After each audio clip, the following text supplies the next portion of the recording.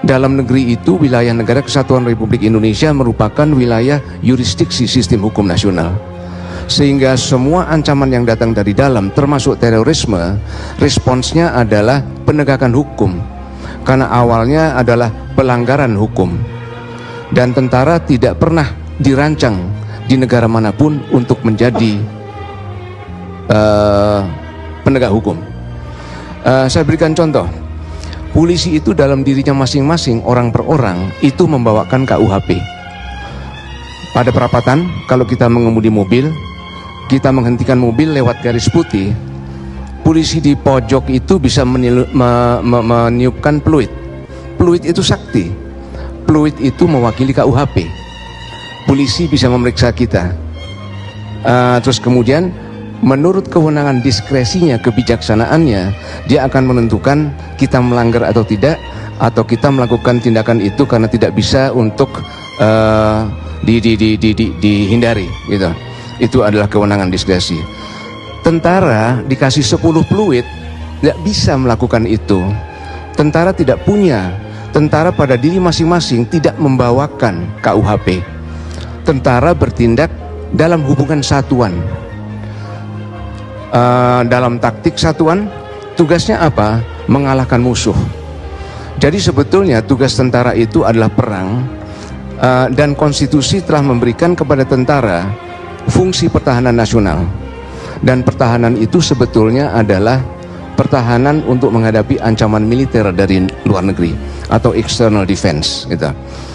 Tapi pada hakikatnya, karena ini adalah fungsi penegakan hukum, wilayah dalam negeri ini adalah wilayah penegakan hukum menjadi domain Polri bagaimanapun juga.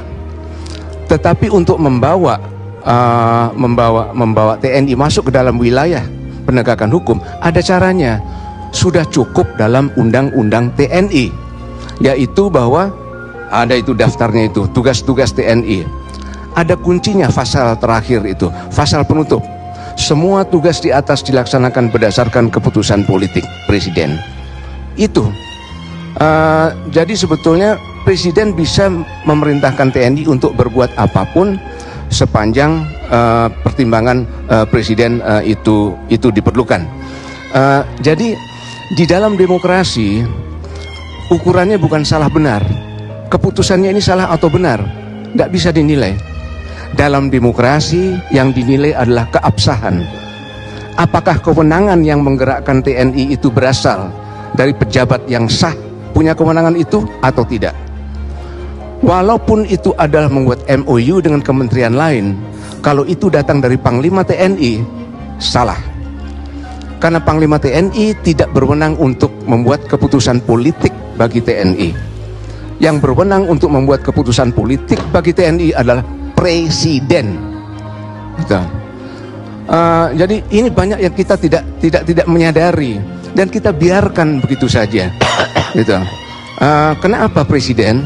Karena fungsi pertahanan nasional itu selalu menjadi tanggung jawab pemerintah pusat. TNI tidak pernah diberikan kepada daerah. Polisi melaksanakan pengamanan berdasarkan kebijakan kepala daerah. Mengapa? Karena kepala daerah itu yang diberikan mandat oleh rakyat, dipinjami mandat sebagian kedaulatan rakyat. Begitu juga di tingkat nasional adalah Presiden.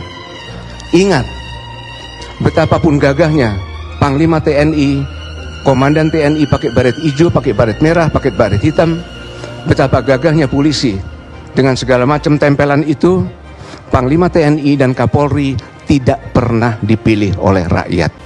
Pejabat publik yang dipilih oleh rakyat akan selalu lebih sakti dari pejabat yang diangkat di dalam demokrasi.